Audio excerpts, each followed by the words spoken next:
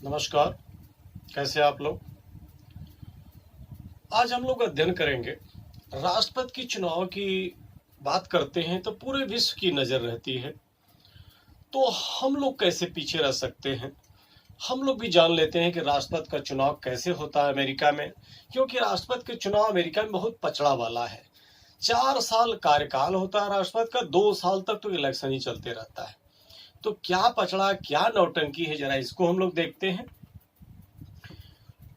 अगर हम लोग भारत की बात करते हैं तो भारत में क्या होता है, देखिएगा। ये भारत की जनता है। भारत की जनता सांसद यानी जो एमपी होते हैं और जो एमएलए होते हैं, इनको चुनती है। और ये एमपी एमएलए क्या करते हैं, प्रेसिडेंट को चुन देते हैं। तो जब एमपी एमएलए प्रेसिडेंट को चुनते हैं तो ये बने रहते हैं, यानी सांसद विधायक मंत्री बने रहते हैं, इनका कार्यकाल नहीं समाप्त होता है। लेकिन अमेरिका में कुछ अजीब दिक्कतें हैं। क्या दिक्कत है, जैसे मान ले रिपब्लिकन और डेमोक्रेटिक, प्राय 2 पार्टियां वहां हैं प्रमुख रूप से। ये लोग क्या करते हैं, अपना कैंडिडेट खड़ा करते हैं राष्ट्रपति पद के लिए। रिपब्लिकन से मान लीजिए ये हो गया, डेमोक्रेटिक से ये हो गया। फिर ये क्या करता, अपने अंडर में तमाम कैंडिडेट खड़ा करता है। ये बहुत कैंडिडेट खड़ा करता है पूरे देश में। ये ऐसे आदमी खड़ा करता है कि उस क्षेत्र में उस व्यक्ति की पकड़ बहुत अच्छी हो, ताकि जनता का वोट ये ले सके और लेने के बाद हमको दे दे। ऐसे होता वहां। अब ये लोग क्या करते हैं, जो अमेरिका की जनता है, ये जनता से क्या करते हैं, ये लोग वोट मांगते हैं और जनता किसको वोट दे देती है, इनको दे देती है। और जब ये लोग वोट पा जाते हैं तो ये वोट किसको ट्रांसफर कर देते हैं, अपनी पार्टी के जो कैंडिडेट खड़ा राष्ट्रपति पद के लिए। तो यहाँ देखिए, जनता द्वारा राष्ट्रपति का चुनाव तो इनडायरेक्ट हो रहा है, लेकिन डायरेक्ट कर दिया जाता है। क्यों डायरेक्ट कर दिया जाता है, क्योंकि जनता को पता होता है अगर हम इसको दे रहे हैं तो इसी का कैंडिडेट है, किसको वोट दे देगा, इसको दे देगा। उसी प्रकार से यहाँ की जनता ये सोचती है हमने इसको वोट दिया है तो ये किसको देगा, ये डेमोक्रेटिक को देगा। इससे इनडायरेक्ट होते हुए भी अमेरिका का चुनाव डायरेक्ट बोल दिया जाता है। अच्छा, ये जो कैंडिडेट है ये सांसद विधायक नहीं है जैसे हमारे यहाँ होते हैं। वहां वो लोग होते हैं जो वहां के लोकल पहुंच वाले होते हैं। जब ये लोग वोट यहाँ आगे दे देते हैं, इन लोगों का कार्य खत्म हो जाता है, यानी आम जनता की तरह हो जाते। पहले भी आम जनता की तरह थे, लेकिन जब तक इनके पास वोट था तो वैल्यू ज्यादा थी, और जो ही वोट आगे बढ़ा देते उनकी वैल्यू एकदम जनता की तरह हो जाती है। इस प्रकार से प्रावधान किया गया है। और देखते हैं, भारत के राष्ट्रपति के चुनाव की बात किया जाए तो कहा गया भारत का नागरिक होना चाहिए। अमेरिका में भी कहा गया अमेरिका का नागरिक होना चाहिए, लेकिन वहां फर्क है। अमेरिका में जन्मजात नागरिक होना चाहिए, भारत में जन्मजात नागरिक की बात नहीं की गई है। विश्व का कहीं पैदा हुआ हो कोई दिक्कत नहीं है, भारत की नागरिकता ले लिया है तो राष्ट्रपति का चुनाव लड़ सकता है। 35 वर्ष की आयु पूरी कर चुका हो। कुछ और भी शर्तें, उसको हम लोग आगे देखेंगे। अमेरिका में भी है, अमेरिका का नागरिक हो, 35 वर्ष की आयु पूरी कर चुका हो, लेकिन जन्मजात नागरिक हो, साथ ही 14 वर्ष तक रहना भी चाहिए उसको। ये नहीं कि वहां का नागरिक है, रहता विदेश है, तो वो राष्ट्रपति पद का प्रत्याशी बन सकता है। अब हम लोग देखेंगे राष्ट्रपति बनने के लिए क्या होना चाहिए, कितना वोट चाहिए कि विजयी हो जाए। तो 270 वोट अगर उसको मिल जाता है तो वो विजयी हो जाएगा राष्ट्रपति पद के लिए। तो 270 कैसे निकाला जाता है ये देखिए। जैसे हम लोग भारत की बात करें तो लोकसभा है और ये राज्यसभा है, ये राष्ट्रपति। लोकसभा दिल्ली में, राज्यसभा दिल्ली में। तो लोकसभा की जो सीटें निर्धारित की गई हैं, राज्यसभा की सीटें निर्धारित की गई हैं, इसको मिला दिया जाता है तो पार्लियामेंट बोला जाता है, संसद बोला जाता है। अगर हम लोग अमेरिका की बात करते हैं तो वहां भी हाउस ऑफ रिप्रेजेंटेटिव और सीनेट इस प्रकार का है। और ये प्रेसिडेंट ऐसे होता है। और जब इन प्रेसिडेंट का कार्यकाल समाप्त होने को होता है तो एडवांस में ये चुनाव करके रख लिया जाता है। तो कैसे 270 आना चाहिए, या हाउस ऑफ रिप्रेजेंटेटिव की बात करें, जैसे हमारे यहाँ लोकसभा वैसे वहां हाउस ऑफ रिप्रेजेंटेटिव है। तो इसमें से 435 सदस्य होते हैं जो हर प्रदेश से आते हैं। वहां 50 प्रदेश है, 50 प्रदेशों का मिलाने के बाद 435 हो जाते हैं। तो ये जनता का प्रतिनिधित्व करते हैं। जैसे हम लोग देखें, अगर उत्तर प्रदेश बिहार की बात करें, तो यूपी की अगर बात करते हैं तो यूपी में लोकसभा के भी सदस्य होते हैं, राज्यसभा की, यानी उत्तर प्रदेश से लोकसभा के लिए भी लोग जाते हैं, राज्यसभा के लिए भी जाते हैं। और ऐसे ही अमेरिका में भी होता है। तो 435 सदस्य हाउस ऑफ रिप्रेजेंटेटिव में जाते हैं और सीनेट में 100 जाते हैं। 100 कैसे हो गया? 50 वहां स्टेट्स हैं, हर स्टेट से बराबर बराबर 2-2 जाते हैं, तो 50 है तो 100 हो जाते हैं। एक और मिल रहा प्लूटोरी को, मिल जाएगा तो मेथड बदल जाएगा, लेकिन अभी 50 ही चल रहा है। तो कितने हो गए सदस्य? 100 हो गए। अब वहां क्या फार्मूला है? 435 और 100 और 3 कोलंबिया का। इस तरीके से हम लोग देखते हैं, 5 3 8 और ये 3 और ये 5, 538 सदस्य पूरे देश से हो गए हाउस ऑफ रिप्रेजेंटेटिव और सीनेट मिला करके। अब इस तरीके से इसका 50% करें तो 269 होता है, और +1 कर दें तो 270 होता है। यानी 270 कोई वोट प्राप्त कर ले तो अमेरिका का राष्ट्रपति बन जाएगा। अब ये 270 कैसे प्राप्त करेगा उसको हम लोग देखते हैं। उसके लिए भी फार्मूला है। क्या फार्मूला है? प्रत्याशी सबसे पहले बनना होगा पार्टी से। प्रत्याशी बनने में बड़ी जटिलता है। क्या जटिलता है उसको देखा जाता है। प्रमुख रूप से 2 पार्टियां हैं, रिपब्लिकन और डेमोक्रेटिक। मान ले कोई रिपब्लिकन से कैंडिडेट बनना चाहता है प्रेसिडेंट के लिए, डेमोक्रेटिक से भी तो बनना चाह रहा होगा। और कोई जरूरी है कि बना हो सकता है 50 कहे कि हम चुनाव लड़ना चाहते हैं राष्ट्रपति पद के लिए, किस पार्टी से? रिपब्लिकन से। उसी तरीके से डेमोक्रेटिक में बहुत सारे हो सकते हैं, कह देंगे हम बनेंगे। तो इसका एक फार्मूला है यूएसए में। क्या फार्मूला है? कि रिपब्लिकन पार्टी से जितने लोगों ने रजिस्ट्रेशन करवाया है, जो यूएसए की जनता है वो रजिस्ट्रेशन करवाती है। सब लोग तो नहीं करवाते, लेकिन काफी लोग करवा लेते हैं। ऐसे देखिए, तो जिन लोगों ने रजिस्ट्रेशन करवाया है, पार्टी क्या कहती है इन लोगों से?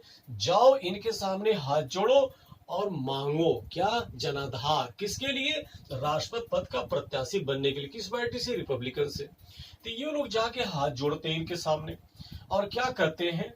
हमको वोट दीजिए ताकि हम प्रत्याशी बन सकें। किसके लिए?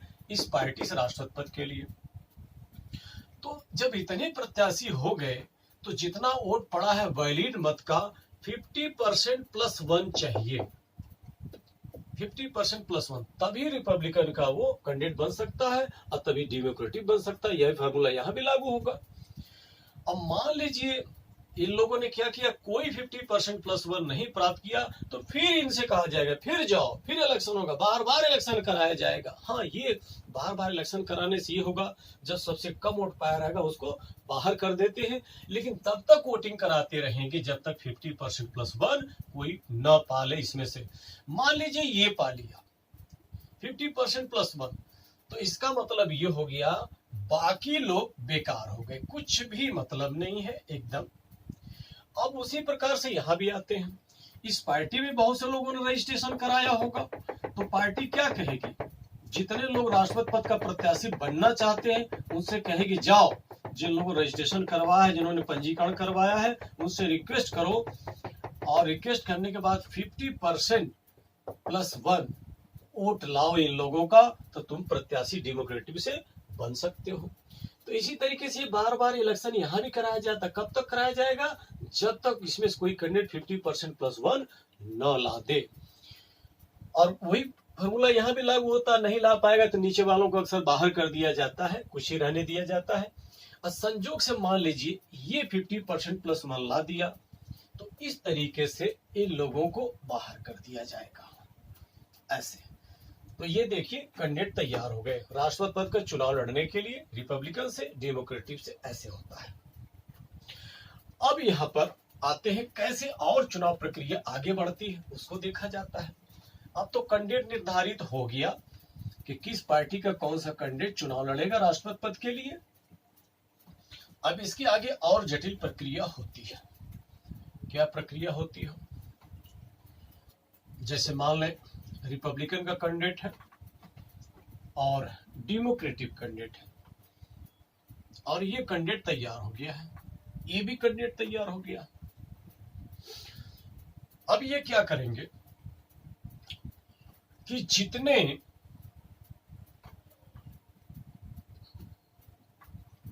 प्रदेश हैं, यहां देखिएगा, जितने प्रदेश हम लोग जानते हैं 50 प्रदेश है, 50 प्रदेश। तो 50 प्रदेश मिलाने के बाद 538 सीट टोटल बन रही थी।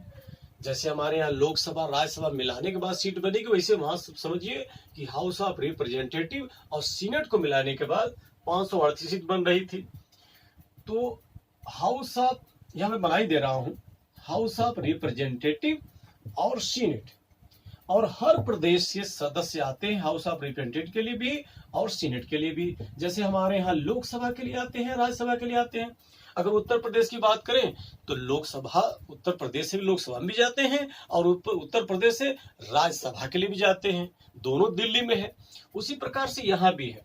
एक ही प्रदेश की बात करें तो एक ही प्रदेश से हाउस ऑफ रिप्रेजेंटेटिव के लिए भी आते हैं और सीनेट के लिए भी आते हैं। सीनेट का तो निश्चित है, इस प्रदेश से हर प्रदेश से कितना होगा, 2-2 ही होगा। इस तरीके से 50 प्रदेश से 2-2 होगा। अंतर कहां से आता है, यहां से आता है। और इस तरीके से मान लेते हैं कि यहां पर 100 सीट बन गई, यानी 2 सीट सीनेट की और 98 सीट हाउस ऑफ रिप्रेजेंटेटिव बन गई किसी प्रदेश की। उसी प्रकार से मान ले 2 सीट तो यहां फिक्स है और 198 सीट बन गई। 198 सीट यहाँ की हाउस ऑफ रिप्रेजेंटेटिव की है। तो टोटल देखेंगे यहाँ 200 सीट हो गई, 200 सीट। तो इसी तरीके से पूरे प्रदेश का निकाल लिया जाता है दोनों जगह के मिलाने के बाद। टोटल कितना आएगा, 538, और चाहिए कितना, 270 चाहिए। अब ये क्या किया जाता है, मान ले कोई ये प्रदेश है, अब क्या होता है, जैसे मैंने कहा यहाँ 100 सीट है, अब 2 कैंडिडेट है, एक रिपब्लिकन का है और दूसरा का डेमोक्रेटिव का है। 100 में से मान लेते हैं 65 सीट मिल गई रिपब्लिकन को, तो 35 सीट मिल जाएगी डेमोक्रेटिव को। जोड़ेंगे तो देखिए 100 आ जाएगा, 36 9 1 10। तो इसका मतलब हो गया यहाँ 100 निर्वाचन क्षेत्र बनाया गया है राष्ट्रपति चुनाव के लिए। इस तरीके से पूरे देश में देखेंगे तो 538 निर्वाचन क्षेत्र बन जाएगा। और ये क्या करेगा, 538 लोगों को खड़ा करेगा, क्योंकि हर जगह ये नहीं खड़ा होगा। 538 लोगों को, अपने लोगों को खड़ा होगा, अभी पीछे हम लोगों ने देखा था। और ये भी 538 लोगों को, अपने लोगों को खड़ा करे, किसको, जिसकी पहुंच उस क्षेत्र में होगी। वो जनता से वोट मांगेगा कि भैया मुझे दे दो, वो लोग क्या करेंगे, उसको वोट दे देंगे। जब वोट जनता उसको दे देगी तो वो पूरा वोट उठा के किसको दे देगा, जो अपनी पार्टी का कैंडिडेट है। और जो ही वोट वो आगे ट्रांसफर कर देगा तो उसका सारा काम क्या हो जाएगा, खत्म, आम जनता की तरह हो जाएगा, वो सांसद विधायक नहीं है। तो इस तरीके से ट्रांसफर करने के बाद मान लेते हैं जो रिपब्लिकन कैंडिडेट है उसको मिल गया 65 और डेमोक्रेटिक को 35, इस तरीके से। और दूसरा फार्मूला एक और लागू होता है, और यहां पर मान ले 1 लाख वोटर थे, 1 लाख मतदाता थे इस स्टेट में, और रिपब्लिकन को जो मिला था 50,000 -1, यानी 50,000 से कम। डेमोक्रेटिव को मिला था 50,000 +1, यानी 50,000 से ज्यादा। अब सीट कौन ज्यादा पाया था, रिपब्लिकन। वोट कौन ज्यादा पा रहा है, डेमोक्रेटिव। तो एक दूसरा फार्मूला यहां लागू हो जाता है, जो ज्यादा वोट पाया रहेगा, जो कम वोट पाया रहेगा उसकी सीट पूरी ट्रांसफर हो जाएगी उसके पास, जो ज्यादा वोट पाया रहेगा। ज्यादा वोट कौन पाया, डेमोक्रेटिव। और रिपब्लिकन सीट कौन पाया था, 65 सीट, तो ये 65 सीट इसके पास चली जाएगी। इस तरीके से 35 तो था ही और 65 आ गया, किसका, रिपब्लिकन का। क्यों आया, क्योंकि इससे ये कम वोट पाया था। इस तरीके से टोटल सीट किसकी हो गई, डेमोक्रेटिव की। और यही फार्मूला पूरे 50 स्टेट में लागू किया जाता है। और लागू करने बड़ा जटिल प्रक्रिया है। लागू करते करते यदि कोई कैंडिडेट 270 सीट प्राप्त कर लिया तो उसको राष्ट्रपति विजयी घोषित कर दिया जाता है। इस तरीके से ये फार्मूला है। और मैं बता दूं, अमेरिका का चुनाव पहले एक ही साथ होता था, आज भी एक ही साथ होता है, लेकिन एक ही बैलेट से होता था पहले। आज बैलेट अलग अलग कर दिए गए। 1776 में आजाद हुआ, 1789 में संविधान लागू करते हैं, और वो चुनाव कराते रहे। कैसे चुनाव कराते रहे? कहते थे कि चुनाव एक ही साथ करा लिया जाएगा, एक ही बैलेट से। जो ज्यादा वोट पाएगा उसको राष्ट्रपति मान लिया जाएगा, और जो कम वोट पाएगा उसको उपराष्ट्रपति मान लिया जाएगा। संजोग से देखिए हुआ क्या, सन 1800 की घटना है। 1800, और उस समय दो कैंडिडेट थे। एक का नाम था पर, दूसरे का नाम था जेफरसन। दो कैंडिडेट खड़ा हुए थे राष्ट्रपति पद के प्रत्याशी के लिए, लेकिन शर्त वही था, जो ज्यादा वोट पाएगा उसको राष्ट्रपति बना दिया जाएगा, जो कम वोट पाएगा उसको उपराष्ट्रपति बना दिया जाएगा। संजोग से देखिए दोनों लोगों का वोट क्या आ गया, बराबर आ गया। ये बहुत बड़ी समस्या आ गई। ऊपर नीचे होता तो फैसला हो जाता, और उन लोगों का चुनाव 2 साल तक चलते रहता है। ऐसा पचड़ा वाला, नौटंकी वाला है। तो इन लोगों से रिक्वेस्ट किया गया, अगर आप लोगों को दिक्कत न हो तो लॉटरी सिस्टम के माध्यम से विजयी घोषित कर दिया जाए, आगे चल के हम लोग सुधार लेंगे। तो संजोग से बर और जेफरसन तैयार हो जाते हैं, और लॉटरी सिस्टम किसके फेवर में चली गई? जेफरसन के। तो जेफरसन साहब राष्ट्रपति बन गए, अब बर साहब बराबर वोट पाके उपराष्ट्रपति बन गए। तकलीफ तो बहुत हुआ उनको, लेकिन क्या करें, सहमत तो दे दिए थे। और 1800 के बाद अब ये कह दिया गया, राष्ट्रपति का चुनाव तो साथ ही होगा, लेकिन 2 बैलेट का इस्तेमाल किया जाएगा, राष्ट्रपति का अलग, उपराष्ट्रपति का अलग। ऐसे अपना चल रहा था। अब देखेंगे इस बार का चुनाव बड़ा अहम रहा। क्या अहम रहा? बड़ा गरमाया हुआ है पूरे विश्व में कि रिपब्लिकन के जो कैंडिडेट ट्रम्प साहब, वो अपने आप को मान रहे थे हम विजयी हो जाएंगे, लेकिन उल्टा हो गया। जो डेमोक्रेटिक कैंडिडेट है जो बाइडन, वो विजयी हो गए। और देखिए क्या चमत्कार हुआ, जो वाइस प्रेसिडेंट, मैंने कहा कि दोनों इलेक्शन एक ही साथ होता है, राष्ट्रपति उपराष्ट्रपति का, लेकिन बैलेट अलग अलग होता है। संजोग देखिए कि जो उपराष्ट्रपति निर्वाचित हो गई हैं वो भारतीय मूल की हैं, कमला हैरिस। इनकी माताजी तमिलनाडु की हैं, श्यामला गोपालन नाम है उनका, श्यामला गोपालन तमिलनाडु की। गई थी वहां पढ़ाई करने, फिर वही शादी ब्याह उन्होंने किया, उन्हीं से बच्ची पैदा हुई जो कमला हैरिस हुई। और मैं बता दूं, उपराष्ट्रपति राष्ट्रपति का भी चुनाव लड़ते हैं। आगे चल करके जो कमला हैरिस हैं चुनाव लड़ेगी राष्ट्रपति का, तो मैं मान सकता हूं कि भारतीय मूल के जो लोग वहां रहते हैं काफी हद तक साथ देंगे। और चूंकि और भी देखें मामले बड़े पचड़े पचड़े वाले, वहां का चुनाव चिन्ह भी बड़ा अजीब होता है। क्या चुनाव चिन्ह अजीब होता है? हाथी और गधा। डेमोक्रेटिक पार्टी का चुनाव चिन्ह गधा होता है और रिपब्लिकन का हाथी होता है। एक महत्वपूर्ण सवाल और है, जानना होगा, बड़ा अच्छा सवाल है कि अमेरिका का राष्ट्रपति जब भी पद ग्रहण करता है तो वो 20 जनवरी को ही पद ग्रहण करता है। और देखिए अमेरिका में केवल 2 ही बार कोई व्यक्ति राष्ट्रपति बन सकता है। एक व्यक्ति 2 बार राष्ट्रपति बन सकता, उससे ज्यादा नहीं बन सकता। भारत में ऐसा नहीं रोका गया है, लेकिन परंपरा के अनुसार 2 बार ज्यादा नहीं बनते हैं, लेकिन संविधान कहीं नहीं रोकता है। एक और क्या प्रावधान है, अमेरिका का राष्ट्रपति की अगर दुर्भाग्यवश मृत्यु हो जाती है तो जितना कार्यकाल बाकी था राष्ट्रपति का, वो कार्यकाल वहां का उपराष्ट्रपति पूरा करता है। और जान लें, अमेरिका में चूंकि राष्ट्रपति प्रणाली है तो वहां प्रधानमंत्री नहीं होते। पूरी शक्ति किसके पास होती है?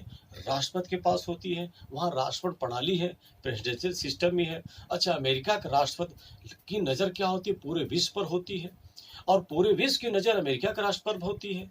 कहीं न कहीं अमेरिका का राष्ट्रपति पूरे वर्ल्ड की पॉलिटिक्स को क्या करता है? प्रभावित करता है। इसीलिए ऐसा होता है। तो मुझे भी ऐसा लगा कि पूरी दुनिया की नजर पड़ी है इस समय अमेरिका पर, अमेरिका के चुनाव के ऊपर, तो क्यों ना उसके विषय में जान ही ले कि कैसे कैसे चुनाव होता है, क्या क्या होता है। अमेरिका का राष्ट्रपति कार्यकाल 4 वर्ष का होता है। तो ये देखिए सिंपल एक प्रोसीजर है, बाकी डिटेल तो हम लोग देखेंगे ही जब आगे देखेंगे। तो ठीक है, धन्यवाद।